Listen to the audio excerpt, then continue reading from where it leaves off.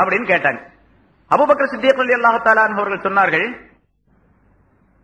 உமரை பார்த்து சொல்லுகின்றார்கள், உமரே நீ என்ன அறியாமை காலத்தில் ஜாஹிலியத்துடைய காலத்தில் பெரிய வீரராக இருந்து விட்டு இஸ்லாத்துக்கு வந்த பின்ன கோழையாகி விட்டீரா அப்படின்னு கேட்டாங்க. கோழையாயிட்டீங்களா இப்போ? ஏன்னா ரசூலுல்லாஹி ஸல்லல்லாஹு அலைஹி வஸல்லம் காலத்தில் ஜகாத் கொடுத்து கொண்டிருந்தார்கள் இந்த மக்கள் எல்லாம். யார் யார் இப்போது கொடுக்க மறுக்கின்றார்களோ அவர்களெல்லாம் கொடுத்து கொண்டிருந்தார்கள். ஜகாத் கொடுக்க மாட்டேன் என்று யாராவது ஒருவர் சொன்னால் அவர் இஸ்லாத்துக்கு எதிராக நடவடிக்கை எடுக்கின்றார் என்பதுதான் பொருளாகும் அதுக்கு. அதனால ஜகாத்துடைய பொருள் முழுமையாக அல்ல, ஜகாத்துடைய பொருள்களில் இருந்து ஒட்டகத்தை கட்டக்கூடிய ஒரு கயிறு இருக்கின்றது, காலை கட்டக்கூடிய கயிறு, அந்த கயிற்றை யாராவது கொடுக்காவிட்டாலும் கூட அவரோடு நான் போரிடுவேன் என்றதாக சொன்னார். உமர் ரலியல்லாஹு தஆலா அன்ஹு சொல்லுகின்றார்கள், அபூபக்கருடைய அந்த வீரத்தை பார்த்து எனக்கு ரொம்ப பெரிய ஆச்சரியமாக இருந்தது. நானே வீரன் என்பதாக சொல்லிக் கொள்ளுகின்றார்கள், ஆனா என்னை விட மிகுந்த வீரம் உள்ளவர்களாக ஹஜ்ரத் அபூபக்கர் சித்திக் ரலியல்லாஹு தஆலா அன்ஹு இருந்தார்கள் என்பதாக குறிப்பிடுகின்றார்கள். சரி, அந்த நேரத்திலும் அந்த போரிலும் அபூபக்கர் அவர்களுக்கு உதவியாளராக ஹஜ்ரத் உமர் ரலியல்லாஹு தஆலா அன்ஹு இருந்தார்கள். அதே போன்று ஒரு நிகழ்ச்சி யமாமா என்ற இடத்திலே, அபூபக்கர் சித்திக் ரலியல்லாஹு தஆலா அன்ஹு காலத்திலே யமன் நாட்டினுடைய யமாமா என்ற பகுதியிலே ஒரு போர் நடந்தது. அந்த யமாமா என்ற பகுதியிலே இருந்த ஒரு மனிதன் தான் முசைலமா என்ற ஒரு மனிதன் தன்னை நபி என்பதாக சொல்லிக் கொண்டிருந்தான். அந்த கௌமுகளிடத்தில் போர் செய்ய வேண்டிய நிலை. அபூபக்கர் சித்திக் ரலியல்லாஹு தஆலா அன்ஹு படைகளை அனுப்பினார்கள். அந்த படைகளிலே சுமார் 70 நபர்கள் குர்ஆனை நன்றாக தெரிந்தவர்கள், பாடமிட்டவர்கள் அதிலே இருந்தார்கள். 70 நபர்கள். அந்த 70 நபர்களும் அங்கே ஷஹீதாகிவிட்டார்கள். அந்த படையில, அந்த போர்ல, இமாமுடைய போர்ல 70 நபர்களும் ஷஹீதாகிவிட்டார்கள். இப்ப குர்ஆன் முழுமையாக பாடப்பட்டவர்கள், மனனம் செய்த ஹாஃபிஸ்கள் அதிலே இருந்தார்கள், போயிட்டாங்க. இப்ப உமர் ரலியல்லாஹு தஆலா அன்ஹு அவர்களுக்கு மிகுந்த கவலை ஏற்பட்டு அபூபக்கர் சித்திக் ரலியல்லாஹு தஆலா அன்ஹு அவர்களிடத்தில் வந்து சொல்லுகின்றார்கள், இதை கலீஃபா அவர்களே, இந்த மாதிரி பாரிகள்லாம் இறந்துட்டாங்க, இப்படியே போர்ல அவர்கள் எல்லாம் இறக்கக்கூடிய சூழ்நிலை ஏற்பட்டு விட்டால் குர்ஆன் என்பதே நம்மிடத்தில் இல்லாமல் ஆகிவிடும்.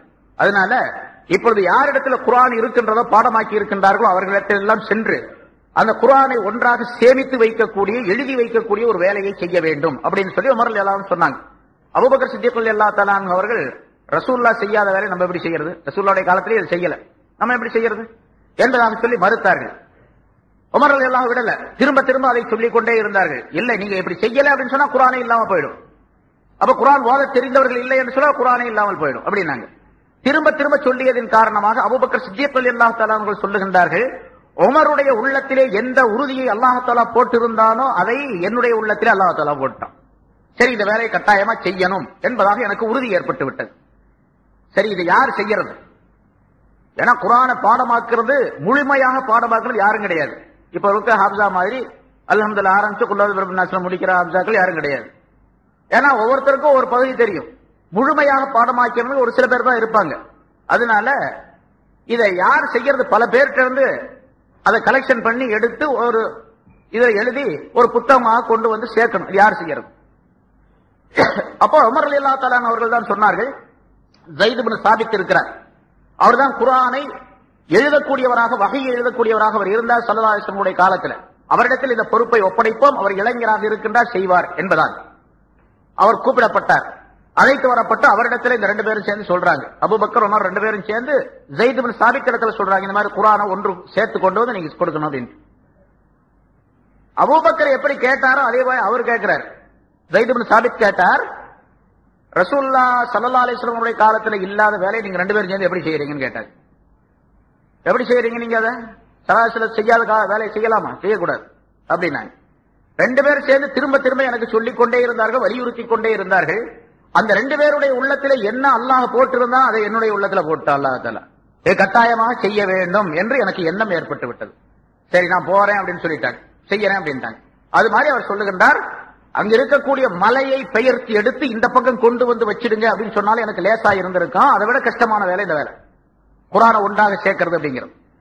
எப்படியோ பல மாதங்களாக அலைந்து திரிந்து பலரிடத்தில் அதை கேட்டு கேட்டு எழுதி கொண்டு வந்து அந்த குர்ஆனுடைய தொகுப்பை அபூபக்கர் சித்திக் ரலியல்லாஹு தஆலா அவர்களிடத்தில் கொடுத்து வச்சிருந்தாங்க. இது யாரின் காரணமாக ஏற்பட்டது என்று சொன்னால் ஹஜ்ரத் உமர் ரலியல்லாஹு தஆலா அவர்களின் காரணமாக ஏற்பட்டது. இப்ப குர்ஆன் ஒட்டுமொத்தமாக இப்ப நமக்கு கிடைச்சிருக்குது அப்படின்னு சொன்னா அது உமர் ரலியல்லாஹு தஆலா அவருடைய முயற்சி. உமர் மட்டும் என்று சொல்லவில்லை என்று சொன்னால் இந்த குர்ஆன் இருந்திருக்காது. ஆனா அல்லாஹ்வுடைய ஏற்பாடு இப்படித்தான். அவனுடைய தக்தீர் இப்படித்தான் இருந்தாலும் நம்ம இப்படி கற்பனையாக ஒரு நினைவு, அதாவது உமர் அப்படி சொல்லவில்லை என்று சொன்னால் குர்ஆன் கிடைச்சிருக்காது. குர்ஆன் இந்த கிடைப்பதற்கு காரணமே ஹஜ்ரத் உமர் ரலியல்லாஹு தஆலா அன்ஹு அவர்கள் தான் என்பதற்காக இந்த விளக்கம் சொல்லப்படுகின்றது. சரி, அதற்கு பிறகு ஹஜ்ரத் உமர் ரலியல்லாஹு தஆலா அன்ஹு அவர்கள் அபூபக்கர் சித்திக் ரலியல்லாஹு தஆலா அன்ஹு முதல்ல சொன்னா 2 மாசம் 2 வருஷம் 3 மாசம் 10 நாள் ஆட்சியிலே இருந்தார்கள். அவங்க இறந்த உடனே உமர் ரலியல்லாஹு தஆலா அன்ஹு அவர்கள் அந்த பொறுப்பை ஏற்றுக்கொண்டார்கள். ஏன்னா இங்கெல்லாம் பிரச்சனை ஏற்படவே இல்லை. ரசூலுல்லாஹி ஸல்லல்லாஹு அலைஹி வஸல்லம் அவர்களுக்கு பின்னால அபூபக்கர் சித்திக் ரலியல்லாஹு தஆலா அன்ஹு அவர்கள் ஆட்சி பொறுப்பை ஏற்றுக்கொள்வதற்கு எல்லா சஹாபாக்களும் ஒத்துக்கொண்டாங்க. எல்லாருமே பைஅத் செய்தார்கள், உடன்படிக்கை செய்தார்கள். அதே மாதிரி அபூபக்கர் சித்திக் ரலியல்லாஹு தஆலா அன்ஹு அவர்களுக்கு பிறகு ஹஜ்ரத் உமர் ரலியல்லாஹு தஆலா அன்ஹு அவர்கள் ஆட்சி பொறுப்பை ஏற்றுக்கொள்வதற்கு யாரும் மறுப்பு தெரிவிக்கவே இல்லை, எந்த பிரச்சனையும் ஏற்படல. ஹஜ்ரத் உஸ்மான் ரலியல்லாஹு தஆலா அன்ஹு அவர்கள் அடுத்த வாரம் சொல்லப்படும். அவருடைய காலம் வரும் பொழுது அவர்கள் ஆட்சி பொறுப்பை ஏற்றுக்கொள்ளக்கூடிய நேரத்தில் ஒரு மஷ்வரா ஏற்படுத்தப்பட்டு அந்த அடிப்படையில் தான் அவர் தேர்ந்தெடுக்கப்பட்டார். அதுக்கு பின்னால் கொஞ்சம் பிரச்சனை ஏற்பட்டு போச்சு அந்த இடத்துல. அதற்கு பிறகு அலி ரலியல்லாஹு தஆலா அன்ஹு அவருடைய காலத்தில் பெரிய பிரச்சனை ஏற்பட்டு அலி ரலியல்லாஹு தஆலா அன்ஹு அவர்கள் ஆட்சிக்கு வந்தார்கள். சரி, இப்ப உமர் ரலியல்லாஹு தஆலா அன்ஹு அவர்கள் எந்த பிரச்சனையும் இல்லாமல் ஆட்சி பொறுப்பை ஏற்றுக்கொண்டார்கள். இதற்கு சில அடையாளங்கள் ஸல்லல்லாஹு அலைஹி வஸல்லம் அவர்கள் முதலாவதாக அபூபக்கரை முற்படுத்தி வைத்திருக்கின்றார்கள். அதே போன்று அடுத்ததாக ஹஜ்ரத் உமர் ரலியல்லாஹு தஆலா அன்ஹு அவர்களை பற்றி சொல்லி இருக்கின்றார்கள் என்ற காரணத்தினால். முன்னாலும் ஒரு விஷயம் சொல்லப்பட்டிருக்குது.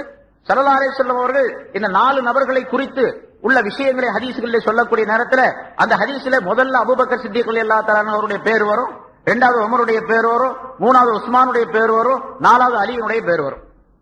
இப்படி வரிசையாக ஸல்லல்லாஹு அலைஹி வஸல்லம் சொல்லி இருக்கிறதே ஒரு அடையாளம். முதலாவதாக அபூபக்கருடைய ஆட்சி வர வேண்டும், 2வது உமருடைய ஆட்சி வர வேண்டும், 3வது ஆட்சி பொறுப்பிலே உஸ்மான் இருக்க வேண்டும், 4வது அலி இருக்க வேண்டும் என்பதற்கு அடையாளமாக ஸல்லல்லாஹு அலைஹி வஸல்லம் சொல்லி இருக்கின்றார்கள். அதிலேயும் கூட இந்த 2 நபர்களை குறித்து ரசூலுல்லாஹி ஸல்லல்லாஹு அலைஹி வஸல்லம் நிறைய ஹதீஸ்களை சொல்லி இருக்கின்றார்கள். லா அத்ரி மா பகாஇ ஃபீக்கும், உங்களுக்கு மத்தியிலே எவ்வளவு காலம் நான் வாழ்ந்திருப்பேன் என்று எனக்கு தெரியாது. ஃபக்தது பில்லதைனி மின் பாதி, எனக்கு பின்னாலே இந்த இருவரையும் பின்பற்றுங்கள் என்று அந்த மஜ்லிஸிலே உட்கார்ந்திருந்த அபூபக்கர் உமர் ரலியல்லாஹு தஆலா அன்ஹு 2 பேரை சுட்டிக்காட்டி ரசூலுல்லாஹி ஸல்லல்லாஹு அலைஹி வஸல்லம் சொன்னாங்க. அந்த ஹதீஸிலும் கூட முதல்ல அபூபக்கர், 2வது உமர் ரலியல்லாஹு தஆலா அன்ஹுமா 2 பேரையும் ஸல்லல்லாஹு அலைஹி வஸல்லம் சொன்னாங்க. அதனால முதலிடம் அபூபக்கருக்கு, 2வது இடம் உமருக்கு என்பது அங்கே விளக்கப்படுகின்றது. ஸல்லல்லாஹு அலைஹி வஸல்லம் சூசகமாக அதை சொல்லி காட்டி இருக்கின்றார்கள். அதனால மக்களுக்கு மத்தியில் எந்த விதமான பிரச்சனையும் இல்லாம அபூபக்கர் சித்திக் ரலியல்லாஹு தஆலா அன்ஹு அவருடைய ஆட்சி பொறுப்புக்கு பின்னால உமர் ரலியல்லாஹு தஆலா அன்ஹு ஒரு ஆட்சி பொறுப்பை ஏற்றுக்கொண்டார்கள். இது ஹிஜ்ரி 13.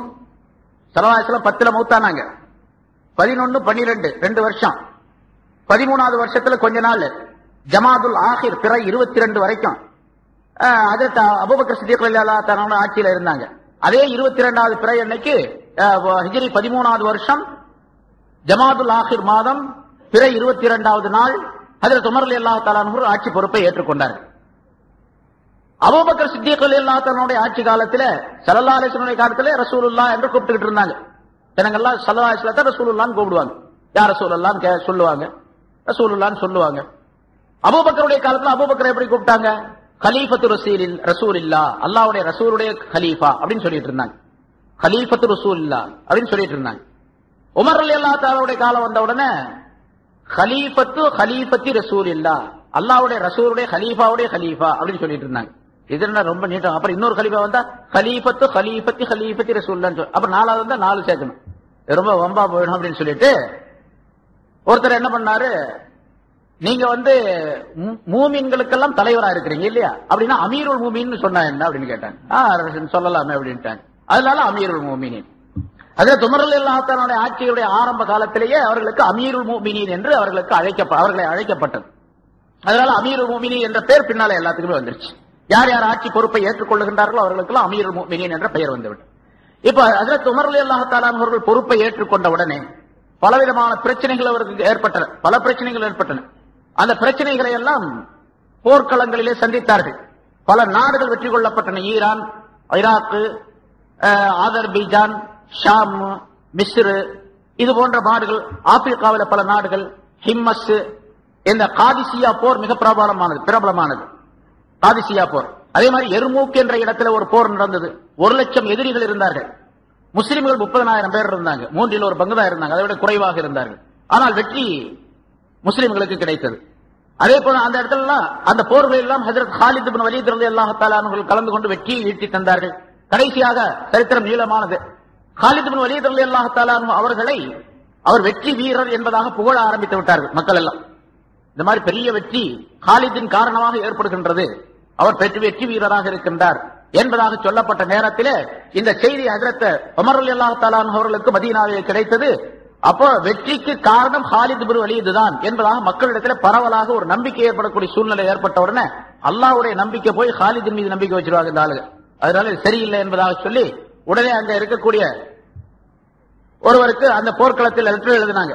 இந்த மாதிரி ஹாலித் பின் வலீதுடைய பதவியை உடனடியாக நீங்கள் வாங்கிக் கொண்டு அவரை அந்த பதவியிலிருந்து கீழே இறக்கி விடவும் என்பதாக சொல்லி அவருக்கு அமீருடைய அந்த படையுடைய தளபதியுடைய பொறுப்பை எடுத்துவிட வேண்டும், சாதாரண போர் படை வீரராக இருக்க வேண்டும் என்பதாக சொல்லி உத்தரவு எழுதினாங்க. இந்த உத்தரவு கொண்டு போய் கொடுக்கப்பட்ட உடனே பலர் அதை ஆத்திரம் அடைந்தார்கள்.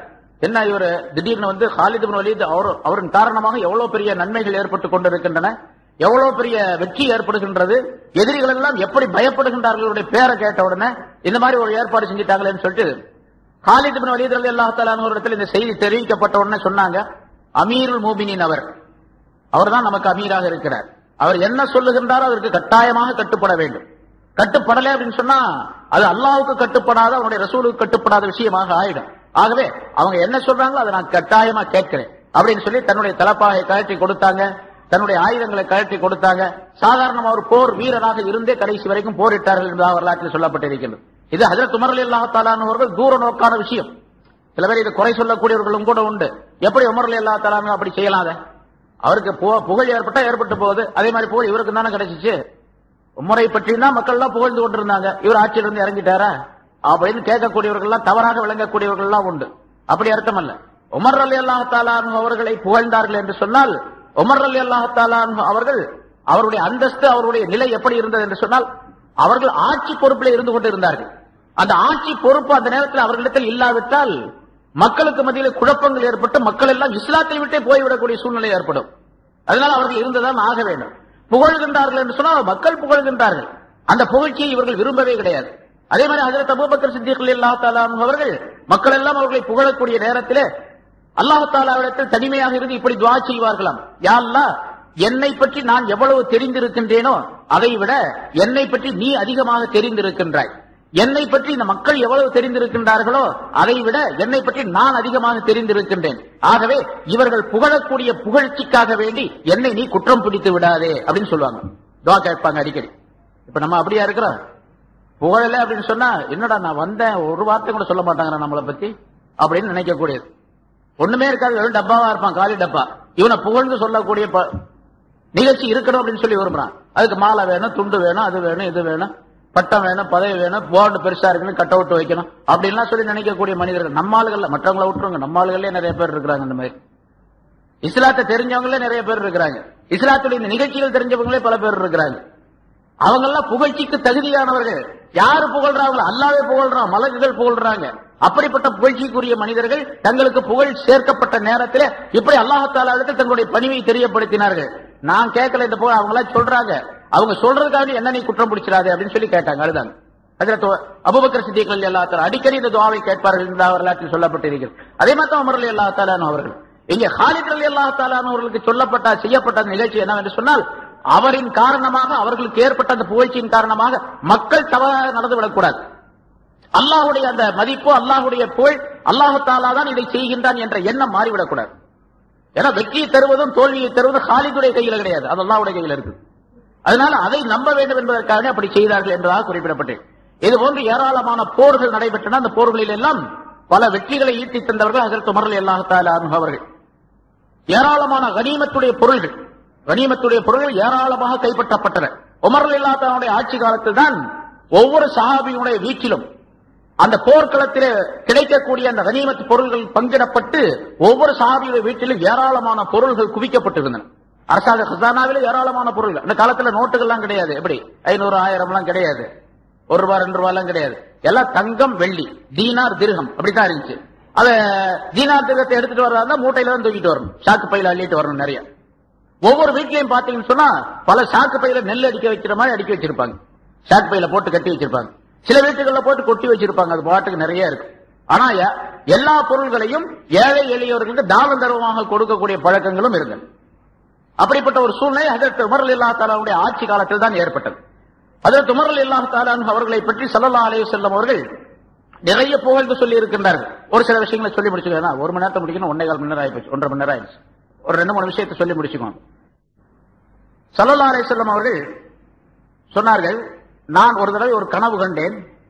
அந்த கனவிலே பல சஹாபாக்கள் இருக்கின்றார்கள். நான் ஒரு நீண்ட சட்டை போட்டு இருக்கின்றேன். அது கீழே தரையிலே இழுத்துக் கொண்டிருக்கக்கூடிய அளவுக்கு பெரிய சட்டையா இருந்துச்சு. அதை விட கொஞ்சம் கம்மியான அளவு சட்டை சிலர் போட்டிருந்தாங்க. ஆனா என்னை விட கொஞ்சம் கம்மியா இருக்கக்கூடிய சட்டையை ஹஜ்ரத் உமர் அணிஞ்சிருந்தார். இப்படி ஒரு கனவு கண்டேன் அப்படின்னு சொன்னாங்க. இன்னும் பல பேர் சட்டை அணிஞ்சா கொஞ்சம் தூக்கி இருந்துச்சு, அதை விட தூக்கி இருந்துச்சு, அதை விட தூக்கி இருந்துச்சு. இப்ப சட்டை போட்டுக்கிறாங்கல்ல பின்னால தெரியும், அந்த மாதிரி சட்டையெல்லாம் இருந்துச்சு அப்படின்னு சொன்னாங்க. சட்டை கொஞ்சம் சின்னதா இருக்கு, அப்படி சின்னதா இருக்கு. நான் பெரிய சட்டை போட்டு இருந்தேன், அதை விட கொஞ்சம் கம்மியா யார் போட்டுட்டு இருந்தா? உமர் போட்டுக்கிட்டு இருந்தார். யார சொல்ல இதுக்கு என்ன விளக்கம் அப்படின்னு சொல்லி சஹாபாக்கள் கேட்டாங்க. தீன் அப்படின்னு சொன்னாங்க. அந்த பெரிய சட்டை என்பது தீன். அப்ப தீன் என்னிடத்தில் ரொம்ப முழுமையாக இருக்கிறது, அதை விட கொஞ்சம் கம்மியா யார்கிட்ட இருக்குது? உமர்கிட்ட இருக்குது அப்படின்னு சொன்னாங்க. மற்றவங்க யார் சட்டை கம்மியா இருக்கு அவங்க தீன் கம்மியா இருக்குன்னு அர்த்தம். இப்ப சட்டை கம்மியா இருக்குன்னு அர்த்தம் இல்ல, கனவுல கண்ட விஷயம் அதுல. அதனால சின்ன சட்டை போட்டிருந்தாரு அவருக்கு தீன் கம்மியா இருக்கு அப்படிங்கிற அர்த்தம் அல்ல. அப்படியே இருக்கும், வச்சுக்கலாம், அப்படியும் கூட வச்சுக்கலாம். ஏன்னா தீன் நிரப்பமா இருந்தா அவரிடத்தில் சட்டையும் கொஞ்சம் பெருசா இருக்கும். இப்ப நாங்கெல்லாம் கொஞ்சம் சட்டை இறக்கம், கொஞ்சம் அப்படி உங்களோட கொஞ்சம் கூட இருக்கு அப்படின்னு அர்த்தம். அந்த சட்டை போட்டிருக்கிறோட அப்படின்னு வச்சுக்கலாம். ஆனா கனவு கண்டா விளக்கம் இல்லை. சரி, இன்னொரு தடவை நான் கனவு கண்டேன். ஒரு கோப்பையில் பால் கொண்டு வரப்பட்டது. பாலை நான் குடித்தேன். மீதி உள்ள பால் எனக்கு அருகில் இருக்க உமரிடத்தில் கொடுத்தேன். அவர் அதை குடித்தார். ஸல்லல்லாஹு சொல்றாங்க, கோப்பையிலே நான் பால் குடித்தேன். அந்த பால் நான் அதிகமாக அந்த பாலை குடித்து என்னுடைய வயிறு நிரம்பி என்னுடைய நகத்தினுடைய கண்களின் வழியாக அந்த பால் வழிந்து கொண்டு இருந்தது அப்படின்னு சொன்னாங்க. அடுத்ததாக மீதி இருந்த பாலை உமரிடத்தில் கொடுத்தேன், அவர் குடித்தார் என்பதாக ஸல்லல்லாஹு சொன்னாங்க. யார சொல்ல இதுக்கு என்ன விளக்கம்னு கேட்டாங்க. அது இல்ம் என்பதாக ஸல்லல்லாஹு சொன்னாங்க. பால கனவுல கண்டா இல்முடைய அர்த்தம். அது ஸல்லல்லாஹு சொல்லி தருகின்றார். இன்னல்லாஹ ஜஅலல் ஹக்க அலா லிசானி உமர் வ கல்பிஹி. அல்லாஹ் தஆலா சத்தியத்தை உமருடைய நாவிலும் கல்விலும் வைத்திருக்கின்றான் என்று சொன்னாங்க. உமர் ரலியல்லாஹு தஆலா அவர்கள் ஒரு விஷயத்தை சொன்னார்கள் என்று சொன்னால் அது சத்தியமாகத்தான் இருக்கும். அவருடைய கல்பு அந்த மாதிரி, ஒரு நாக்கு அந்த மாதிரி. கல்புல என்ன உதயமாகின்றதோ அதை நாக்கு சொல்லுகின்றது. அது அல்லாஹ் தஆலாவுக்கு பிரியமானதாக இருக்கு.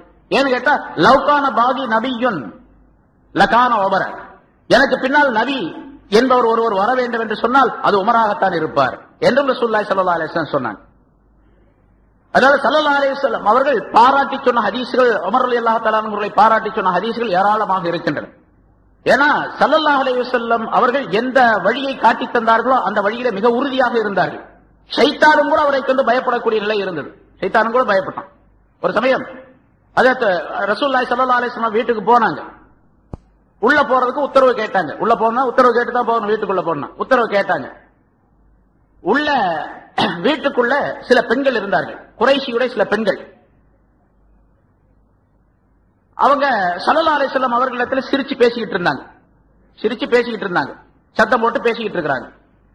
உமர் ரலியல்லாஹு தஆலா வெளியிருந்து யார சொல்லலாம் வரலாமா உள்ளே அப்படின்னு சலாம் சொல்லி கேட்கிறார். அஸ்ஸலாமு அலைக்கும் யார சொல்லலாம் உள்ள வரலாமா அப்படின்னு கேட்கிறார். உமருடைய சத்தத்தை கேட்ட உடனே அந்த பிள்ளைகள்லாம் பேசிக்கிட்டு இருந்த சிரிச்சு இருந்த பிள்ளைங்க எல்லாம் ஓடி போய் ஒளிஞ்சுக்கிட்டாங்க. எல்லாரும் ஓடிட்டு ஒளிஞ்சுக்கிட்டாங்க. ஸல்லல்லாஹு அலைஹி வஸல்லம் அனுமதி கொடுத்தாங்க, உள்ள போனாங்க. ஹஜ்ரத் உமர் ரலியல்லாஹு தஆலா உமரை பார்த்த உடனே சிரிச்சாங்க. ஸல்லல்லாஹு அலைஹி வஸல்லம் சிரித்தார்கள்.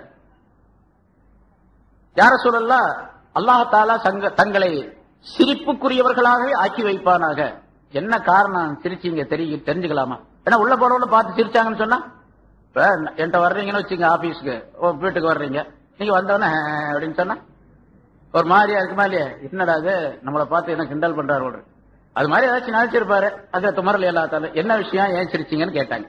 ஆனா கேட்கக்கூடிய வாசகம் பாருங்க, அல்லாஹ் தஆலா உங்களுடைய பற்களை சிரிக்கக்கூடியதாகவே ஆக்கி வைப்பானாக. யா ரசூலல்லாஹ் என்ன காரணத்தினால் சிரிச்சீங்க தெரிஞ்சுக்கலாமான்னு கேட்டாங்க. இது மரியாதை. இப்ப ஸல்லல்லாஹு அலைஹி வஸல்லம் அவர்கள் சொன்னார்கள், இந்த குறைஷி பெண்கள் எல்லாம் இங்க இருந்து பேசி சிரிச்சுக்கிட்டு இருந்தாங்க என்ன இடத்துல, உங்களை சத்தத்தை கேட்டவுடன் போய் ஒளிஞ்சுக்கிட்டாங்க அப்படின்னு சொன்னாங்க. உமர் ரலியல்லாஹு தஆலா அவர்களுக்கு கடுமையான கோபம் வந்துருச்சு. இப்ப உடனே அந்த அங்கதானே ஒளிஞ்சிட்டு இருக்காங்க வீட்டுக்குள்ள, சத்தம் போடுது, யா அதாவத் அன்புசிஹின்ன, ஏ உங்களுக்கு நீங்களே பகைவராக இருக்கக்கூடிய பெண்களே, எனக்கு நீங்க பயப்படுறீங்க, அல்லாஹ்வுடைய ரசூலுக்கு பயப்படாமல இருக்கிறீங்க அப்படின்னு கேட்டாங்க. உடனே அந்த பெண்கள் உள்ள இருந்துகிட்டே பதில் சொன்னாங்க. யார் ஒளிஞ்சிட்டு இருக்காங்களோ அவங்க உள்ள இருந்துகிட்டே பதில் சொன்னாங்க, வெளியே வரல. நீ ரொம்ப கடுமையான ஆளு நீங்க அப்படின்னாங்க. எனக்கு பயப்படுறீங்க, ரசூலுக்கு பயப்படாம இருக்கிறீங்களா? நீங்க ரொம்ப கடுமையான ஆளு, அப்படின்னு சொல்லி அந்த பெண்கள் பதில் சொன்னாங்க. அப்ப ரசூலுல்லாஹி ஸல்லல்லாஹு அலைஹி வஸல்லம் சொன்னார்கள், கத்தாபுடைய மகனே, வல்லதி நஃப்ஸி பியதிஹி, என்னுடைய உயிர் யார் வசத்தில் இருக்கின்றது அந்த ஒருவனின் மீது சத்தியமாக, மா லஃபியக ஷைத்தானு ஃபஜ்ஜன் சாலிகன் ஃபஜ்ஜன் கத்தி இல்லா சலக் ஃபஜ்ஜன் கைர ஃபஜ்ஜி, ஷைத்தான் உங்களை ஒரு வழியிலே கண்டால் நீங்க போற வழியில விட்டுவிட்டு வேற வழியில ஷைத்தான் ஓடி போயிடுறான் என்பதாக ஸல்லல்லாஹு அலைஹி வஸல்லம் அவர்கள் சொன்னார்கள். அதனால உங்க வழியில அவன் வர்றதே கிடையாது, ஷைத்தானும் கூட உங்களை கண்டு பயப்படலாம் என்பதாக சொன்னார். இதே போல் மற்றொரு நிகழ்ச்சியும் இருக்கின்றது. ஸல்லல்லாஹு அலைஹி வஸல்லம் அவர்களுடைய இடத்துல ஒரு சில பெண்கள் வந்து ஒரு போருக்கு போயிட்டு திரும்பி வந்தாங்க. கடுமையான போர் அது. அந்த போருக்கு போயிட்டு திரும்பி வந்து வீட்டில் இருக்கக்கூடிய நேரத்தில் சில சிறுமிகள் சின்ன சின்ன பெண்கள் வந்து சொன்னாங்க, யா ரசூலல்லாஹ், அல்லாஹ் தஆலா உங்களை பத்திரமா கொண்டு வந்து சேர்த்துட்டான் அப்படின்னா உங்க முன்னால பாட்டு படிச்சுக்கிட்டு தப் அடிக்கிறதாக நாங்க நேர்ச்சி செஞ்சிருக்கிறோம், செய்யலாமா அப்படின்னு கேட்டாங்க. உங்களை அல்லாஹ் தஆலா இப்ப கொண்டு வந்து சேர்த்துட்டான், அதனால உங்க முன்னால கொஞ்சம் பாட்டுக்கிட்டு படிச்சுக்கிட்டு தப் அடிச்சுக்கிட்டு நாங்க நேர்ச்சி செஞ்சிருக்காங்க. ஸல்லல்லாஹு அலைஹி வஸல்லம் சொன்னாங்க, நேர்ச்சி செஞ்சிருந்தா அதை நிறைவேற்றிருங்க அப்படின்ட்டாங்க. நேர்ச்சி செஞ்சிருந்தா நிறைவேற்றிருங்க. அதே மாதிரி சின்ன சின்ன பிள்ளைங்க எல்லாம் வந்து பாட்டு அடிச்சுக்கிட்டு ஒரு மாதிரி பாட்டு படிச்சுக்கிட்டு அந்த கொட்டை அடிச்சுக்கிட்டு தப் அடிச்சுக்கிட்டு பாட்டு படிச்சுட்டு இருந்தாங்க. இப்படி இருக்கிற நேரத்தில் ஹஜ்ரத் அபூபக்கர் சித்திக் ரலியல்லாஹு தஆலா வந்தாங்க. உள்ள வந்த உடனே அதே மாதிரி அவங்க நடந்துகிட்டு இருந்தாங்க, படிச்சுக்கிட்டு இருந்தாங்க, பேசிக்கிட்டு இருந்தாங்க, இது பண்ணிட்டு இருந்தாங்க, பாட்டு படிச்சுட்டு இருந்தாங்க. ரெண்டாவது அலி ரலியல்லாஹு தஆலா வந்தாங்க, அப்பவும் அதே மாதிரி அடிச்சுட்டு இருந்தாங்க. மூணாவது உஸ்மான் ரலியல்லாஹு தஆலா அப்பவும் அடிச்சுக்கிட்டு பாட்டு படிச்சுட்டு இருந்தாங்க. நாலாவது உமர் வந்தார்.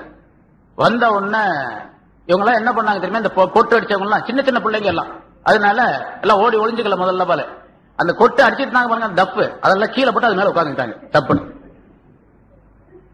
கொட்டை கீழே போட்டு அது மேல உட்காந்துக்கிட்டாங்க மறைச்சுக்கிட்டு. உள்ள வந்தாங்க. வந்த உடனே ஸல்லல்லாஹு அலைஹி வஸல்லம் சிரிச்சாங்க முதல்ல மாதிரி. என்னன்னு கேட்டாங்க. அப்ப ஸல்லல்லாஹு அலைஹி வஸல்லம் சொன்னாங்க, உமரே இவங்க வந்து நேர்ச்சி செஞ்சாங்க மாதிரி கொட்டை அடிச்சுக்கிட்டு இருந்தாங்க. ஸல்லல்லாஹு அலைஹி வஸல்லம் உடனே இதை சொன்னாங்க, இன்ன ஷைத்தான லயகாஃபு மின்க யா உமர், உமரே ஷைத்தானும் உங்களை கண்டு பயப்படுகின்றான், ஷைத்தானும் உங்களை கண்டு பயப்படும். இன்னில் ஆந்தூர் ஷயாத்தீனல் இன்சிவல் ஜின்னி கது ஃபர்ரவு மின் உமர், ஷைத்தான்கள்ல ஜின்களை சேர்ந்த ஷைத்தான்களும் இருக்கிறாங்க, மனுஷனை சேர்ந்த ஷைத்தான்களும் இருக்காங்க. மனுஷனையும் ஷைத்தான் நிறைய இருக்கிறாங்க. ரெண்டு ஷைத்தான்களும் உங்களை கண்டு பயப்படுறாங்க என்பதாக சொன்னார்கள். ரெண்டு பேரும் உங்களை பார்த்து விரண்டு ஓடுகின்றார்கள் என்பதாக சொன்னார்கள். அதே போல ஹஜ்ரத் உமர் ரலியல்லாஹு தஆலா அவர்களுக்கு ஸல்லல்லாஹு அலைஹி வஸல்லம் தொடர்பின் காரணமாக நல்ல ஞானம் ஏற்பட்டிருந்தது. அதாவது ஒரு விஷயத்தை கிரகிக்கக்கூடிய அவங்க எதை சொல்றாங்களோ அது அல்லாஹ் தஆலாவுடைய அபிப்பிராயத்துக்கு நேர்பட்டதாகவே இருந்தது. ஸல்லல்லாஹு அலைஹி வஸல்லம் அவர்கள் சொல்லுகின்றார்கள், முந்தைய காலத்தில் முந்தைய நபிமார்களுடைய காலத்தில் எல்லாம் சில மனிதர்களை அல்லாஹ் தஆலா அந்த நபிமாருடைய காலத்தில் ஏற்படுத்தி இருந்தார். முஹத்தஸூன் என்பதாக அவர்களுக்கு பெயர். அதாவது அவர்கள் எதை நினைக்கின்றார்களோ சொல்லுகின்றார்களோ அது அல்லாஹ் தஆலாவின் புறத்திலிருந்து அவர்களுக்கு உதிப்பாக போடப்பட்ட விஷயங்கள். அப்படிப்பட்ட விஷயங்கள் இருந்த சில மனிதர்கள் இருந்தார்கள். என்னுடைய உம்மத்திலே அந்த முஹத்தஸூன்கள் இருக்க வேண்டும் என்று சொன்னால் அவர் உமராகத்தான் இருக்க முடியும் என்பதாக சொன்னார். அவர் ஏதாச்சும் ஒரு விஷயத்தை சொல்றார் அப்படின்னு சொன்னா அது அல்லாஹ் தஆலாவினால் போடப்பட்ட விஷயம். அதனால ஸல்லல்லாஹு அலைஹி வஸல்லம் ஹஜ்ரத் உமர் ரலியல்லாஹு தஆலா அவர்கள் நினைத்தபடி குர்ஆனுடைய ஆயத்துகள் சட்டங்களிலே சில சட்டங்களையும் அல்லாஹ் தஆலா இறக்கி வச்சிருக்கிறார். ஹஜ்ரத் உமரே சொல்லுகின்றார்கள், என்னுடைய அபிப்பிராயத்திற்கு நேர்பட்டதாக அல்லாஹ் தஆலா மூன்று விஷயங்களை மூன்று சட்டங்களை குர்ஆனிலே அருளி இருக்கின்றான். ஹஜ்ஜுக்கு போனாங்க. அந்த மகாம இப்ராஹிம் என்ற இடம் இருக்கின்றதே, அந்த இடத்துல தொழ வேண்டும் என்று ஸல்லல்லாஹு அலைஹி வஸல்லம் அவர்கள் சொன்னார். அதாவது மகாம இப்ராஹிம் பற்றி சிறப்பாக சொன்னாங்க. அப்ப சொல்லக்கூடிய நேரத்தில் ஹஜ்ரத் உமர் ரலியல்லாஹு தஆலா அவர்கள் காலை நேரம் இது காலை நேரத்தில் இந்த விஷயத்தை சொல்லுகின்றார்கள். உமர் ரலியல்லாஹு தஆலா அவர்கள் சொல்லுகின்றார்கள், யா ரசூலல்லாஹ், இந்த மகாம இப்ராஹிமை தொழக்கூடிய இடமாக ஆக்கி கொண்டால் நல்லா இருக்குமே அப்படின்னாங்க. அன்று சாயந்தரம் சூரியன் இன்னும் மறையவில்லை, அதற்குள்ளாக அல்லாஹ் தஆலா இவர் எப்படி சொன்னாரோ அதே போன்ற ஆயத்தை இறக்கி வைத்து விட்டான். வத்தஹிது மின் மகாமி இப்ராஹிம் முஸல்லா என்ற ஆயத்தை அல்லாஹ் தஆலா இறக்கி வைத்துட்டான். இப்போ உமர் ரலியல்லாஹு தஆலா எந்த வாசகத்தை சொன்னார்களோ அந்த வாசகத்தை குர்ஆன்ல அல்லாஹ் தஆலா பதிவு செய்து விட்டான். இது உமர் ரலியல்லாஹு தஆலாவுடைய சிறப்பிற்குரியது.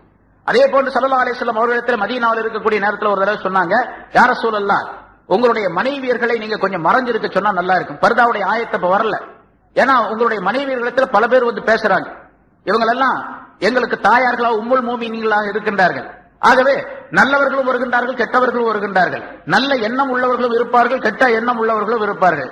உங்களுடைய மனைவியர்களை எல்லாம் பர்தாவுக்கு பின்னால் இருந்து பேச சொன்னால் நன்றாக இருக்கும் அப்படின்னு சொன்னாங்க. அன்றைக்கே அல்லாஹ் தஆலா ஆயத்தை இறக்கி வைத்து விட்டான், நபியுடைய மனைவிகளுக்கு பர்தா இல்லாமல் வெளியே வருவது தகுதி இல்லை என்ற ஆயத்தை அல்லாஹ் தஆலா பர்தாவுடைய ஆயத்தை இறக்கி வைத்து விட்டான். இதுவும் ஹஜ்ரத் உமர் ரலியல்லாஹு தஆலா அவர்களின் காரணமாக அருளப்பட்ட அந்த ஆயத்து. இதே போன்று பல விஷயங்கள் பல நிகழ்ச்சிகள் நடைபெற்றிருக்கின்றன. ஸல்லல்லாஹு அலைஹி வஸல்லம், அதாவது உமர் ரலியல்லாஹு தஆலா அவர்களின் காரணமாக அல்லாஹ் தஆலா இறக்கி வைத்த ஆயத்துகள்.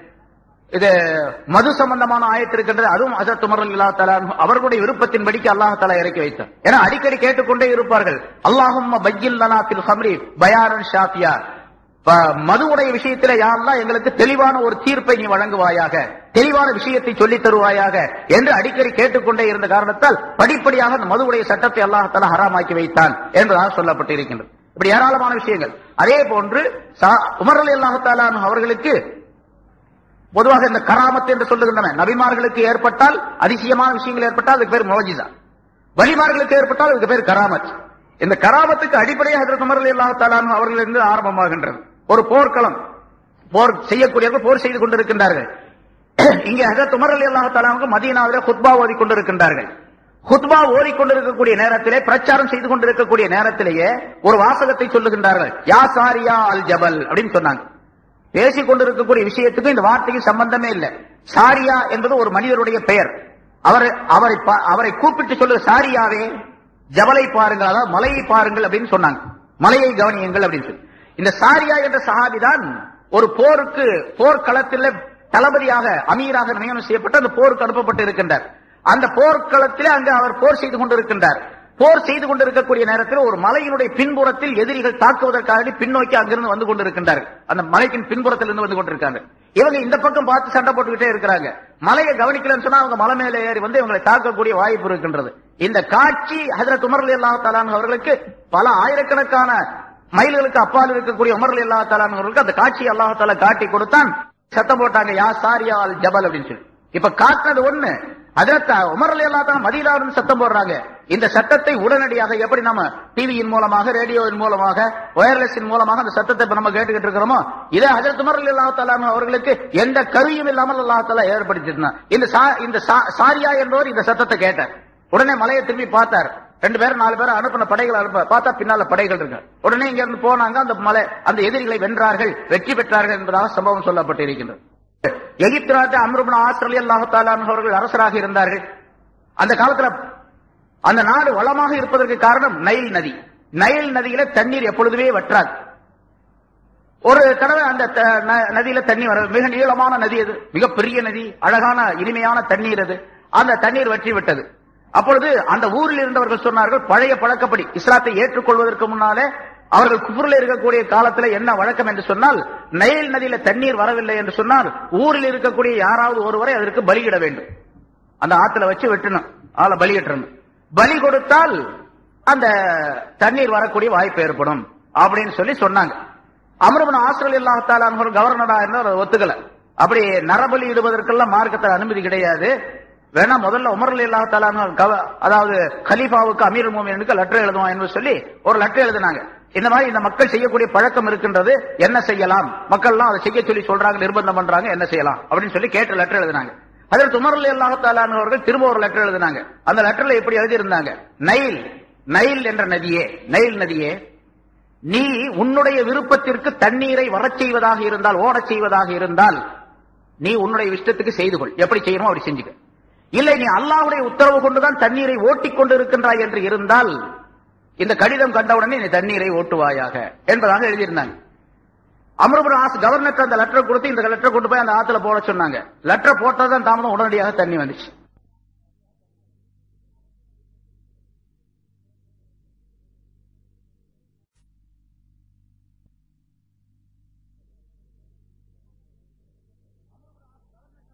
அம்ர் இப்னு ஆஸ் கவர்னர் அந்த லெட்டர் கொடுத்து இந்த லெட்டர் கொண்டு போய் அந்த ஆத்துல போட சொன்னாங்க. போட்டதான் தாமதம், உடனடியாக தண்ணி வந்துச்சு என்பது வரலாறு சொல்லப்பட்டு இருக்கின்றது. இது உமர் ரலியல்லாஹு தஆலா அவர்களுடைய ஸல்லல்லாஹு அலைஹி வஸல்லம் சொன்னாங்க, முஹத்தஸூன், இல்ஹாம் போடப்படக்கூடியவர்கள், உணர்வூட்டப்படக்கூடியவர்கள் அல்லாஹ்வின் மூலமாக, அந்த தன்மையை சேர்ந்தவர்கள். அதனால ஹஜ்ரத் உமர் ரலியல்லாஹு தஆலா அவர்களுடைய ஆட்சி காலத்தில் இப்படிப்பட்ட ஏராளமான பலன்கள் மக்களுக்கு ஏற்பட்டுக் கொண்டிருந்தன. அதே போன்று அவர்களுடைய பலன்களை பற்றி நிறைய கேள்விப்பட்டிருப்பீங்க.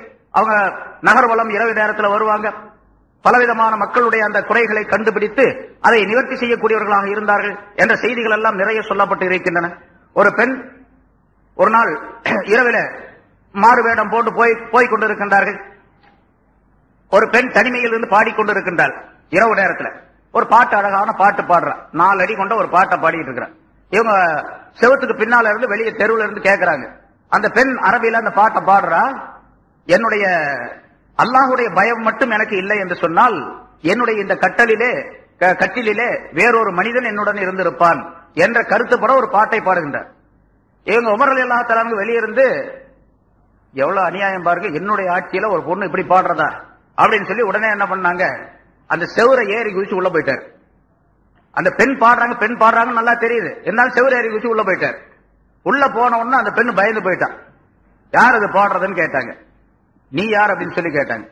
நான் வந்து கலீஃபா. உடனே சொல்லிட்டாங்க, நான் கலீஃபா உமர் அப்படின்னு சொன்னாங்க. உமரா? உமர் ஏன் வந்து இந்த நேரத்தில் நீங்க வந்தீங்க? நீ வந்து இந்த மாதிரி ஒரு பாட்டை பாடிக்கிட்டு இருக்கிற, அந்த பாட்டு ரொம்ப தவறான பாட்டு, அது குற்றத்திற்குரிய பாட்டு. நீ ஏன் இப்படி இந்த குற்றம், இவ்வளவு பெரிய குற்றத்தை நீ பகிரங்கமாக பாடிக்கிட்டு இருக்க இரவு நேரத்தில் அப்படின்னு சொல்லி கேட்டாங்க. நான் குற்றத்திற்குரிய பாட்டத்தை பாடுறது இருக்கட்டும், அதுக்கப்புறம் பதில் சொன்னேன். நீங்க இப்ப 3 குற்றம் செஞ்சிருக்கிறீங்க அப்படின்னாங்க அந்த பொண்ணு. நீங்க இப்ப 3 குற்றம் உங்க மேல குற்றச்சாட்டு நான் சொல்றேன் அப்படின்னு சொன்னாங்க. நான் என்ன குற்றம் செஞ்சேன் அப்படின்னு. செவரேறி குதிச்சு வந்தது ஒரு குற்றம், ராத்திரியில அனுமதி இல்லாம செவரேறி குதிச்சது வந்தது ஒரு குற்றம். அதாவது அல்லாஹ் தஆலா வகுத்து, அதாவது முன் வாசல் வழியாக வாருங்கள் அப்படின்னு சொல்லி அல்லாஹ் தஆலா குர்ஆன்ல சொல்றா. நீங்க பின் வாசல் வழியாக செவரேறி குதிச்சு வந்திருக்கிறீங்க. அதனால அந்த ஆயத்துக்கு மாத்த செஞ்சீங்க. அல்லாஹ் தஆலா சொல்லுகின்றான், நீங்கள் ஒரு வீட்டுக்கு போனால் முதலாவதாக சலாம் சொல்லுங்கள், அனுமதி கேட்டு அதற்கு பிறகு வாருங்கள் அப்படின்னு சொல்ற. நீங்க சலாமும் சொல்ல அனுமதியும் கேட்கல, வந்திருக்கிறீங்க. 2வது குற்றம். 3வது, அவங்க வர சொன்னா தான் வரணும். வீட்டுக்காரங்க உள்ள போச்சு, சலான் சொல்லி அனுமதி கேட்டு வர சொன்னா தான் வரணும். நான் வரவும் சொல்லல, உங்களை கூப்பிடவும் இல்லை, நீங்களா வந்துட்டீங்க. ஆக 3 குற்றம் செஞ்சிருக்கிறீங்க. இப்ப இதுக்கு என்ன சொல்றீங்க? நான் உன்ட்ட மன்னிப்பு கேட்டுக்கிறேன் அப்படின்ட்டாங்க. நான் செஞ்சே தப்பு தான். சரி, நீயே எப்படி பாட்டு பாடிட்டு இருந்த அப்படின்னு கேட்டாங்க. அது உங்களாலதான் அப்படின்னாங்க. என்னாலயா? ஆமா, என்னுடைய கணவரை போருக்கு அனுப்பிட்டீங்க, அவர் போய் எவ்வளவு நாள் ஆச்சு, நான் பாட்டுக்கு தனிமையில இருந்துகிட்டே இருக்கிறேன், அதனால இப்படி பாட்டு பாடிட்டு இருக்கிறேன் அப்படின்னு சொல்லி சொன்னாங்க. உடனே வெளியே போயிட்டாங்க உமர் ரலியல்லாஹு தஆலா. போய் நேரா தன்னுடைய மகள்கிட்ட போனாங்க. ஹப்ஸா ரலியல்லாஹு தஆலா ஸல்லல்லாஹு அலைஹி வஸல்லத்துடைய மனைவி ஹப்ஸாட்ட போனாங்க. போய் கேட்டாங்க, மகளே ஒரு விஷயம் நீ வந்து கூச்சப்படாம சொல்லணும். என்ன விஷயம்? ஒரு பெண் தன்னுடைய கணவன் இல்லாமல் எவ்வளவு நாளைக்கு இருக்க முடியும்? கணவன் வெளியூர் போயிட்டாரு, எவ்வளவு நாளைக்கு அந்த பெண் கணவன் இல்லாமல் இருக்க முடியும் அப்படின்னு சொல்லி கேட்டாங்க. அவங்க முதல்ல கூச்சப்பட்டாங்க, விஷயத்தை சொல்லணும் எனக்கு, ஏன்னா இது சட்ட பிரச்சனை அப்படின்னாங்க. உடனே ஹப்ஸா ரலியல்லாஹு தஆலா சொன்னாங்க 4 மாசம் அப்படின்னாங்க. உடனே போனாங்க அரசாங்கத்துல, மறுநாள் காலையில ஒரு உத்தரவு போட்டாங்க, யார் யார் போருக்கு போயிருக்காங்களோ 4 மாசம் யார் யார் ஆகியிருக்குதோ அவங்க படைகள்ல அவங்க எல்லாம் திருப்பி அனுப்பிடுங்க, அதற்கு பதிலாக புதிய வீரர்களை அந்த படையில சேர்த்துக்குங்க அப்படின்னு சொல்லி வருங்க. அன்னையில இருந்து சட்டம் போடப்படும். இஸ்லாத்துல சட்டம் என்னன்னு கேட்டா, ஒரு பெண் கணவன் இல்லாமல் 4 மாசம் வரைக்கும் தான் இருக்கணும். 4 மாசத்துக்கு மேல மனைவியை பிரிந்து இருக்கிறது குற்றத்திற்குரிய செயல். இப்ப வருஷத்துக்கு 2 வருஷம் 3 வருஷம் போயிடுறாங்க, பயணம் போயிடுறாங்க. அதனால எவ்வளவு பிரச்சனை வருது அப்படிங்கறதும் தெரியும், என்னென்ன பிரச்சனைகள் ஏற்படுது அப்படின்னு. இதெல்லாம் ஹஜ்ரத் உமர் ரலியல்லாஹு தஆலா அன்ஹு அவர்கள் சட்டம் பண்ணுது. ஹஜ்ரத் உமர் ரலியல்லாஹு தஆலா அன்ஹு அவர்கள் ஸல்லல்லாஹு அலைஹி வஸல்லம் காலத்துக்கு பின்னால் பல சட்டங்களை ஏற்றி இருக்கின்றார்கள். அந்த சட்டங்கள் தான் இஜ்மா என்ற அடிப்படையில, குர்ஆன் ஹதீஸ் மட்டும் போதாது, இஜ்மாவும் தேவை என்பதற்கு ஹஜ்ரத் உமர் ரலியல்லாஹு தஆலாவுடைய சட்ட அறிக்கைகள், சட்ட விவரங்கள் நமக்கு சான்றுகளாக அமைந்திருக்கின்றன. முன்னாலும் சொல்லி இருக்கிறாரு, 20 ரக்காத் தராவீஹ் தொழுகிறோமே, ஸல்லல்லாஹு அலைஹி வஸல்லம் காலத்துல கிடையாது. ஹஜ்ரத் உமர் ரலியல்லாஹு தஆலா அவர்கள் தான் 20 ரக்காத் நியமனம் செய்தார்கள். உமர் ரலியல்லாஹு தஆலா அவர்கள் தொழச் சொன்னது ரசூல் சொன்ன மாதிரி தான், ரசூல் சொன்னது அல்லாஹ் சொன்ன மாதிரி தான். முன்னாலும் பல விளக்கங்கள் பல தடவை இது சொல்லப்பட்டு இருக்கு உங்களுக்கு. இங்க பல பேர் கேட்டிருக்கலாம், பல பேரும் கேட்டிருக்கலாம். ஏன்னா உமர் ரலியல்லாஹு தஆலா அவர்கள் தங்களுடைய விருப்பத்திற்கு சொல்லவில்லை, ஸல்லல்லாஹு அலைஹி வஸல்லம் அவர்கள் இவரை பற்றி பாராட்டி புகழ்ந்து சொல்லி இருக்கின்றார்கள். அல்லாஹ் தஆலா இவருடைய நாவிலே பேசுகின்றார். இவர்கள் பேசுவதெல்லாம் ஹக், சத்தியம் தான், அது உண்மைதான். அதனால ஸல்லல்லாஹு அலைஹி வஸல்லம் உமர் ரலியல்லாஹு தஆலா அவர்கள் சொன்ன விஷயங்கள் எல்லாம் கடைபிடிக்கப்பட வேண்டியது. இப்ப 4 மாசம் அப்படிங்கிற சட்டம் இப்ப இஸ்லாத்துல இருக்குது அப்படின்னு சொன்னா, கணவனை பிரிந்து 4 மாசம் தான் இருக்கணும் அப்படின்னு சொல்லக்கூடிய சட்டம் இருக்கின்றது. அது குர்ஆன்ல கிடையாது, ஹதீஸ்ல கிடையாது. உமர் ரலியல்லாஹு தஆலா அவர்கள் ஏற்படுத்தினது 20 ரக்காத் உமர் ரலியல்லாஹு தஆலா அவர்கள் ஏற்படுத்தினது. அதனால 20 ரக்காத் தொழும். முன்னால ஒரு விஷயம் சொல்லியிருக்கிறேன், இமாம் ஷாஃபி ரஹ்மத்துல்லாஹி அலைஹி அவர்கள் இந்த மாதிரி பயான் செஞ்சுக்கிட்டு இருந்தாங்க. கடைசியில சொன்னாங்க, என்னிடத்தில் ஏதாவது விஷயத்தை நீங்க யாராவது கேள்வி கேளுங்க, எந்த கேள்வி கேட்டாலும் சரி நான் குர்ஆன்ல இருந்து பதில் சொல்றேன் அப்படின்னாங்க. குர்ஆன்ல இருந்து பதில் சொல்றேன் அப்படின்னாங்க. ஒருத்தர் எந்திரிச்சு கேட்டாரு, எஹராம் கட்டி இருக்கக்கூடிய மனிதர், ஹஜ்ஜுக்காக வேண்டி எஹராம் கட்டிய மனிதர் குளவியை அடிக்கலாமான்னு கேட்டார். குளவின்னு சொன்னா இந்த வீட்டுல கூடு கட்டுதா இல்லையா, குளவி பூச்சி, அந்த குளவியை அடிக்கலாமா அப்படின்னு சொல்லி கேட்டார்.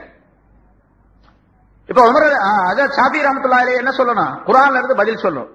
உடனே இந்த ஆயத்தை படித்தார்கள், ஒமா ஆத்தாக்குமுர் ரசூலு ஃபஹுதுஹு ஒமா நஹாக்கும் அன்ஹு ஃபன்தஹு.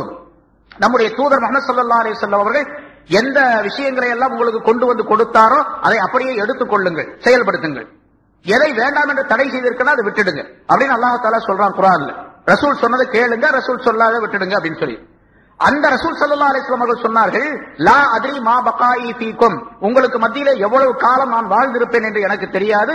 பக்கது பில்லதைனி இம்பாதி, இந்த இருவரையும் எனக்கு பின்னால் பின்பற்றுங்கள் அப்படின்னு சொன்னாங்க. ஹஜரத் உமர், ஹஜரத் அபூபக்கர், உமர் ரலியல்லாஹு தஆலா அன்ஹு ரெண்டு பேரை பார்த்து சொன்னாங்க என்று ஸல்லல்லாஹு அலைஹி வஸல்லம் அவர்கள் ஹதீஸ்ல சொல்லி இருக்கிறாங்க. இப்ப அல்லாஹ் சொல்றா ரசூலை பின்பற்ற சொல்லி, ரசூல் சொல்லுகின்றார்கள் அபூபக்கரையும் உமரையும் பின்பற்ற சொல்லி. அந்த ஸல்லல்லாஹு அலைஹி வஸல்லம் அவர்கள் சொன்ன ரெண்டு பேர்ல ஒருவராகிய ஹஜரத் உமர் ரலியல்லாஹு தஆலா அவர்கள் சொல்லி இருக்கின்றார்கள், இஹ்ராம் கட்டி இருக்கக்கூடிய ஒரு மனிதர் குளவியை அடிக்கலாம் அப்படின்னு சொல்லி இருக்காங்க. இப்ப ஷாஃபி இமாம் என்ன சொல்றாங்க சட்டம், இஹ்ராம் கட்டி இருக்கக்கூடிய ஒரு மனிதர் குளவியை அடித்து சாகடிக்கலாம் என்று சொன்னது உமர் சொன்னது அல்லாஹ் ரசூல் சொன்ன மாதிரி தான், ரசூல் சொன்னது அல்லாஹ் சொன்ன மாதிரி தான். அதனால இஹ்ராம் கட்டி இருக்கக்கூடிய குளவியை அடிக்கலாம் அப்படின்னு அல்லாஹ் சொன்னதுதான். இப்ப 20 ரக்காத்து தொழ சொல்லி உமர் ரலியல்லாஹு தஆலா சொன்னாங்க அப்படிங்கிறது யார் சொன்ன மாதிரி? ரசூல் சொன்ன மாதிரி தான். ரசூல் சொன்னது அல்லாஹ் சொன்ன மாதிரி தான். அப்ப 20 ரக்காத்து சொன்ன 20 ரக்காத்து தொழ சொன்னது அல்லாஹ் தான் சொல்லி இருக்கிறான். அதனால 20 ரக்காத்து தான் தொழுவணும். 8 ரக்காத்து தொழுதார் அப்படின்னு சொன்னா கடுமையான குற்றத்திற்குரியவர், அவர் கடுமையான தண்டனைக்குரியவர். அல்லாஹ் சொன்னதை கேட்கலன்னு அர்த்தம். அதனால ஃபர்ல் அல்ல, அல்லாஹ் டைரக்டா சொல்லாததுனால ஃபர்ல் அல்ல, அவ்வளவுதான். ரசூல் ஸல்லல்லாஹு அலைஹி வஸல்லம் அவர்கள் சொல்லி சொன்னதின் காரணமாக சுன்னத்து முஅக்கதா ஆக்கப்பட்டிருக்கின்றது. 20 ரக்காயத்து தொழுவது சுன்னத்து முஅக்கதா, அத ஜமாத்தோடு தொழுவது இன்னொரு சுன்னத்து முஅக்கதா. ரெண்டு செய்யணும். ஜமாத்தை விட்டுட்டு 20 ரக்காயத்து ஒருத்தர் தொழுகிறாரு, அப்பொழுதும் குற்றம் தான் அவருக்கு. ஒரு வகையான குற்றம், ஒரு குற்றத்தை விட்டு விட்டார், இன்னொரு குற்றத்தை செய்து விட்டார் அப்படிங்கிற அர்த்தம். சரி, அது உமர் இல்லையா? அதே போல ஸல்லல்லாஹு அலைஹி வஸல்லம் உடைய காலத்துல மது அருந்தினால் அவருக்கு தண்டனை என்னன்னு கேட்டா ஹதீஸ்கள் வருகின்ற சஹாபாக்கள் அறிவிக்கின்றார்கள், மது அருந்தியவர் கொண்டு வரப்படுவார். சில பேர், எங்களிலே சில பேர் துணியை முறுக்கி கொண்டு அவரை அடிப்போம், சில பேர் செருப்புல அடிப்போம், சில பேர் கையில என்ன இருக்கு அதுல அடிப்போம், சில பேர் கையால் அடிப்போம். அவ்வளவுதான். அடிச்சு போ இனிமேல் அந்த மாதிரி செய்யாத அப்படின்னு விரட்டி விட்டுருவோம். அவ்வளவுதான். எத்தனை அடி அடிக்கிறது அப்படிங்கறதெல்லாம் சட்டமெல்லாம் இல்லை. என்ன, ஹஜ்ரத் உமர் ரலியல்லாஹு தஆலா அவர்களுடைய காலத்தில் தான் மது அருந்தியவருக்கு 80 கசையடி கொடுக்க வேண்டும் என்ற சட்டம் இயற்றப்பட்டது. இப்ப ஷரியத்தினுடைய சட்டம் அது. ஆனா ஹஜ்ரத் உமர் ரலியல்லாஹு தஆலா அவர்கள் ஏற்படுத்தியது. அதே போல ஜனாஸா தொழுகைக்கு தக்பீர் சொல்றது 4 தக்பீர் சொல்றோமா இல்லையா? அது ரசூலுல்லாஹி ஸல்லல்லாஹு அலைஹி வஸல்லம் காலத்துல 4 என்று வரையறுக்கப்படவில்லை. சஹாபாக்களுடைய தராதரத்தை வைத்து 4 தக்பீர், குறைந்த அளவு 4 சொல்லுவாங்க. சில பேருக்கு 5 தக்பீர் சொல்லி இருக்கிறாங்க, சில பேருக்கு 6 தக்பீர் சொல்லி இருக்கிறாங்க, சில பேருக்கு 8 தக்பீர் சொல்லி இருக்கிறாங்க. சில ஜனாசாக்களுக்கு 4 தக்பீர்கள் வரையறுக்கப்படவில்லை. அதாவது உமர் ரலியல்லாஹு தஆலா தான் அவங்களுடைய காலத்துல இப்படி விட்டுக்கிட்டே போயிருந்தா ஆளுக்கால் 40 தக்பீர் சொல்ல ஆரம்பிச்சிருவாங்க அப்படின்னு சொல்லிட்டு 4 தக்பீர் போதும் நிறுத்தினாங்க. இப்படி பல சட்டங்கள் இருக்கின்றன. ஹஜ்ரத் உமர் ரலியல்லாஹு தஆலா அவருடைய காலத்தில் ஏற்படுத்தப்பட்டது. அதே போன்று 3 தலாக்கு சொன்னால் ஸல்லல்லாஹு அலைஹி வஸல்லம் காலத்துல ருகானா என்ற ஒரு சஹாபி 3 தலாக் சொல்லிட்டாரு ஒரே நேரத்துல. தலாக் தலாக் தலாக்னு சொல்லிட்டார் இப்ப சொல்ற மாதிரி. அப்ப அவரை கூப்பிட்டு கேட்டாங்க ஸல்லல்லாஹு அலைஹி வஸல்லம், நீ 3 தலாக்கின் மூலமாக ஒன்னதான் நியத்து செஞ்சியா 3 நியத்து செஞ்சியான்னு கேட்டாங்க. அவர் சொன்னார், 1 தான் நான் நியத்து செஞ்சேன். முதல்ல தலாக்குன்னு சொன்ன, அன்டி தாலிக், நீ தலாக் அப்படின்னு சொன்ன, அதையே தான் திருப்பி திருப்பி சொன்னேன். அதனால 3 தலாக் நான் நியத்து செய்யல அப்படின்றாரு. அப்படின்னா நீ 1 தலாக், அதனால நீ மனைவியை மீட்டிக்கொள் அப்படின்னு சொல்லிட்டாங்க. ரஜயே தலாக் அப்படின்னு சொல்லிட்டாங்க. இப்ப அந்த சட்டத்தை வச்சுக்கிட்டு தான் இந்த அஹ்ல ஹதீஸ் என்று சொல்லப்படக்கூடியவர்களும் இந்த நஜாத்னு சொல்லக்கூடியவர்கள் எல்லாம் சேர்ந்துக்கிட்டு 3 தலாக் சொன்னா கிடையாது அப்படிங்கிறாங்க. இன்னும் சில பேர் அப்படி சொல்றாங்க, 3 தலாக் சொன்னா 3 தலாக் ஆகாது, 1 தலாக் தான். இப்ப அப்படி செஞ்சாங்கன்னா ஜினா செய்யறான்னு அர்த்தம். இப்போ ஜினா செய்யறதுக்காக வேண்டி அந்த மனைவியோட கணவனோட மனைவியோட சேர்த்து விட்டுறாங்க அப்படின்னு அர்த்தம். இப்ப ஷரியத் சட்டம் என்ன? உமர் ரலியல்லாஹு தஆலாவுடைய காலத்திலே அது தீர்ப்பளிக்கப்பட்டு விட்டது. யாராவது 3 தலாக் சொன்னால் ஷரியத்துல 3 தலாக் தான் ஒரே நேரத்தில். 3 தலாக் ஒரே நேரத்தில் சொல்றது ஹராம், கடுமையான குற்றம். தலாக் முகல்லலா, கடுமையான தலாக் என்பதால சட்டம் இருக்குது. ஆனா அதே நேரத்தில் தலாக் நிறைவேறுமா நிறைவேறாதா? தலாக் நிறைவேறி போயிடும். 3 தலாக் தான். 3 தலாக் ஆனா என்ன சட்டம்? 3 தலாக் சொல்லப்பட்டு விட்டால் என்ன சட்டம்? தலாக் சொல்லப்பட்ட பிறகு இந்த கணவன் மனைவி சேரவே முடியாது. பிறகு என்ன பண்ண? அந்த மனைவியை திரும்ப இவர் நிக்காஹ் செய்வதாக இருந்தால் அந்த மனைவி வேறொரு கணவனுக்கு திருமணம் செய்து கொடுக்கப்பட்டு அந்த கணவன் 2வது கணவன் அந்த பெண்ணுடனே உடலுறவு கொண்டு அதுக்கு பின்னால அவன் விரும்பி தலாக்கு சொல்லி அதுக்கு பின்னால அவள் இதா இருந்து அதுக்கு பின்னால வேணா இந்த முதல் கணவனை கல்யாணம் பண்ணிக்கலாம். முடியுமா? அது ரொம்ப ரேர் இருக்குது. அப்படி இருக்குது. சில பேர் நிகழ்ந்திருக்கு, அது மாதிரி நிகழ்ச்சியும் ஆயிருக்குது. ஆனா ரொம்ப அது அரிதான ஒரு விஷயம். இப்படித்தான் செய்யணும். ஆனா அதுக்காக வேண்டி 3 தலாக் சொல்லப்பட்ட பின்னால அந்த பெண்ணை இந்த முதல் கணவன் திரும்பவும் கல்யாணம் செய்யறதுக்காக வேண்டி செட்டப் எல்லாம் பண்ணக்கூடாது. செட்டப் பண்றது இருக்குது பாருங்க. யாராவது ஒரு ஆளை பிடிச்சு இங்க இருந்து கொஞ்சம் தூரத்துக்கு கோவளத்துக்கு கொண்டு போய் அங்க ஒரு அந்த தர்காவில வச்சு ஒரு ஆளை கூப்பிட்டு நீ கல்யாணம் பண்ணு, உனக்கு ஒரு 1000 ரூபாய் 2000 ரூபாய் 10,000 ரூபாய் தர்றேன், நிக்காக பண்ணி கொடுத்துறேன், அப்புறம் நீ விட்டுட்டு போயிடு அப்படின்னு சொல்லிட்டு பிடிச்சி எடுத்துட்டு வந்து மறுபடியும் அது கூட ரசூலுல்லாஹி ஸல்லல்லாஹு அலைஹி வஸல்லம் கடுமையாக அல்லாஹ்வும் ரசூலும் லானத் செய்திருக்கின்றார்கள் என்றெல்லாம் சொல்லுகின்றார்கள். ஆகவே இந்த 3 தலாக்கு சொல்லப்பட்டால் 3 தலாக்கு தான், அது ஒரு தலாக்கு அல்ல அப்படிங்கிற சட்டம் ஹஜ்ரத் உமர் ரலியல்லாஹு தஆலா அன்ஹு அவர்களால் அமைக்கப்பட்டது. அதனால சொல்றோம், உமர் ரலியல்லாஹு தஆலா அன்ஹு அவர்களின் மூலமாக பின்னால் பல சட்டங்கள் இது மாதிரி அமைக்கப்பட்டு இருக்கின்றது. அது அந்த காலத்தில் இருந்த பெரும் பெரும் சஹாபாக்கள் எல்லாம் இருந்தார்கள். யாரெல்லாம் சட்டமேதைகள் என்பதாக சொல்லப்படுகின்றதோ அவர்கள் எல்லாம் அங்க இருந்த இப்னு அப்பாஸ் ரலியல்லாஹு, இப்னு உமர் ரலியல்லாஹு, ஆயிஷா ரலியல்லாஹு தஆலா அன்ஹு, அபூபக்கர், அபூ ஹுரைரா ரலியல்லாஹு தஆலா அன்ஹு அவர்கள், இப்னு மஸ்ஊத் இப்படிப்பட்ட சட்டமேதைகள் எல்லாம் இருந்தார்கள். ஸைத் இப்னு சாபித் இருந்தாங்க, வஹி எழுதினவங்க இருந்தாங்க, பல சட்டமேதைகள் இருந்தாங்க சஹாபாக்கள். யாருமே மறுக்கல. அப்படி மறுக்காததுதான் உமர் ரலியல்லாஹு தஆலா அன்ஹு அவர்கள் அந்த சட்டத்தை இயற்றியது சரி என்பதற்கு ஆதாரம் நமக்கு.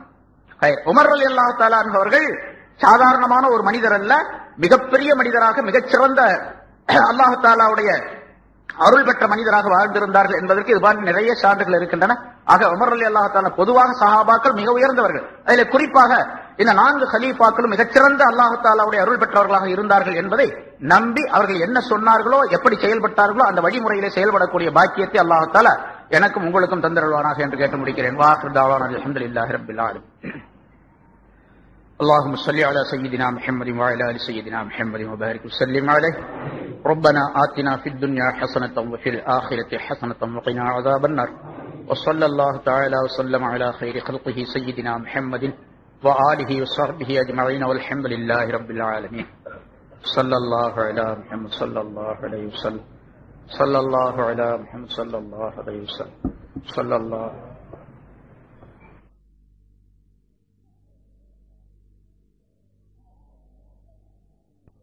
عالية إن شاء الله، عالية إن شاء الله، يا مطلع علينا سلمنا الأمر إليك، يا مطلع علينا سلمنا الأمر إليك، ومن بغى علينا لا نشكو إلا لله، لا نشكو إلا لله، لا نشكو إلا لله، لا نشكو إلا لله، لا نشكو إلا لله.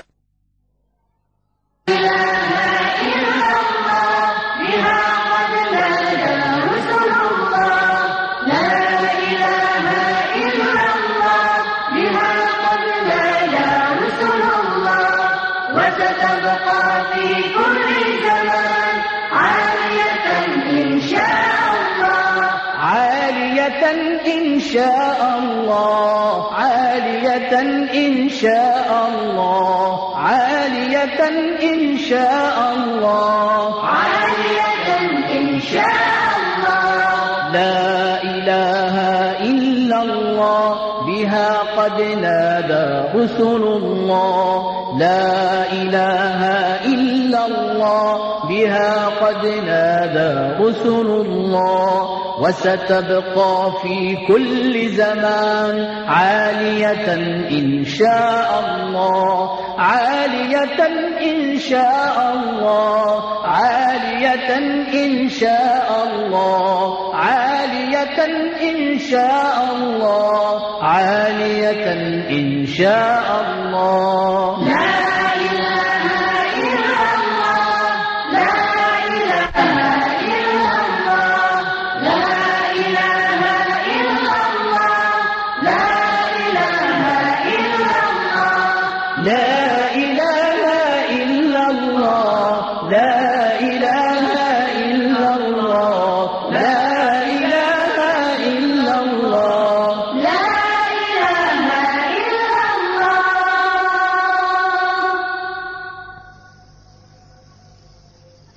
لا إله إلا الله.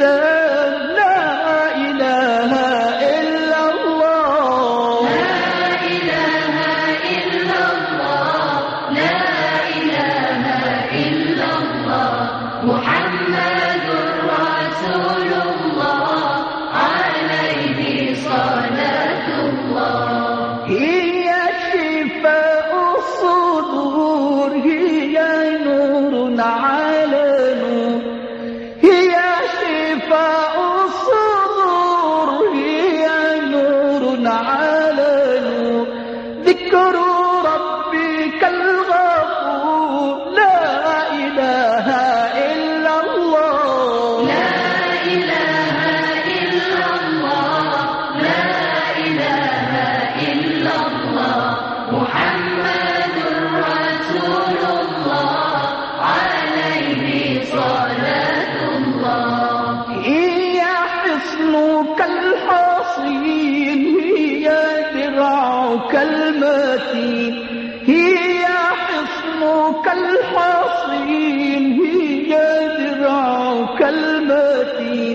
ذكر رب العالمين لا إله إلا الله لا إله إلا الله لا إله إلا الله محمد رسول الله عليه صلاة الله هي العروة الوثقى هي كلمة التقوى هي العروة الوثقى هي كلمة التقوى من قالها لا يشقى لا إله إلا الله لا إله إلا الله لا إله إلا الله محمد رسول الله عليه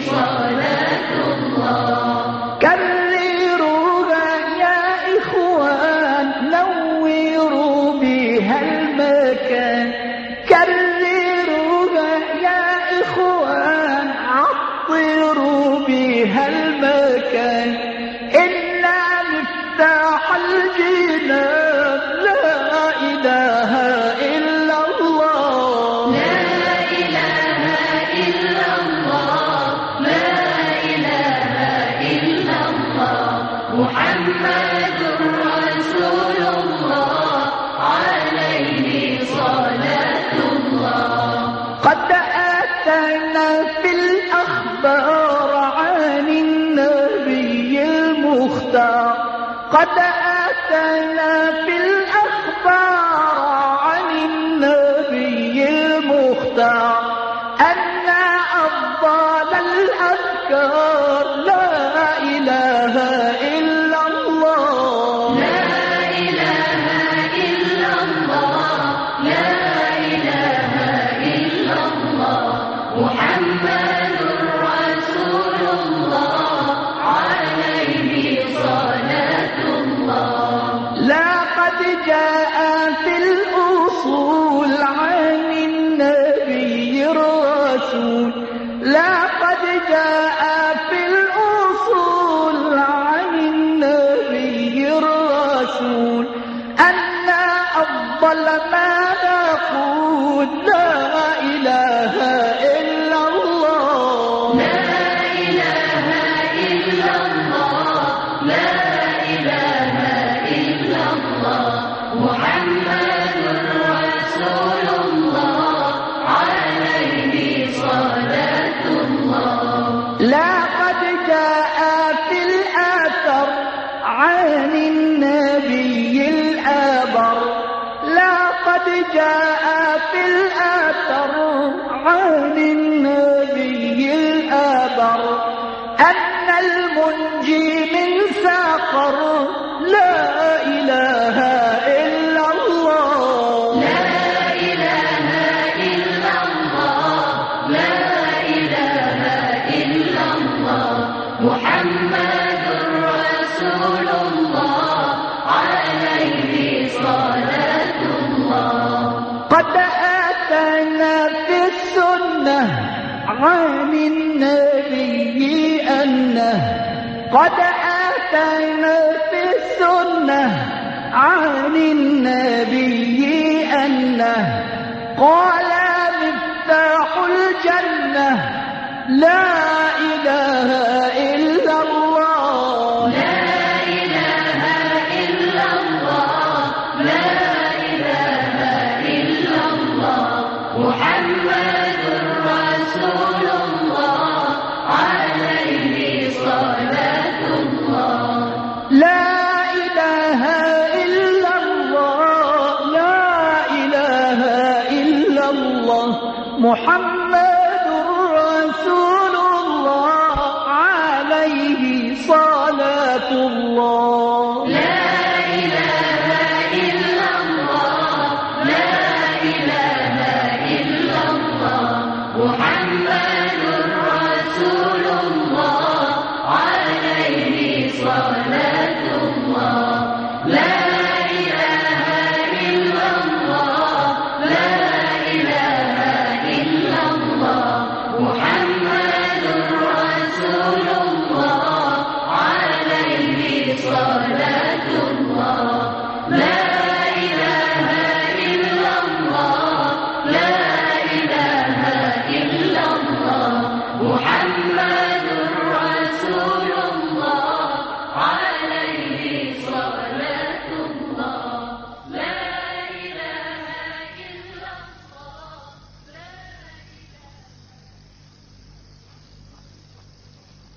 الله الله المدد يا رسول الله، يا عظيم الجاه عليك صلوات الله.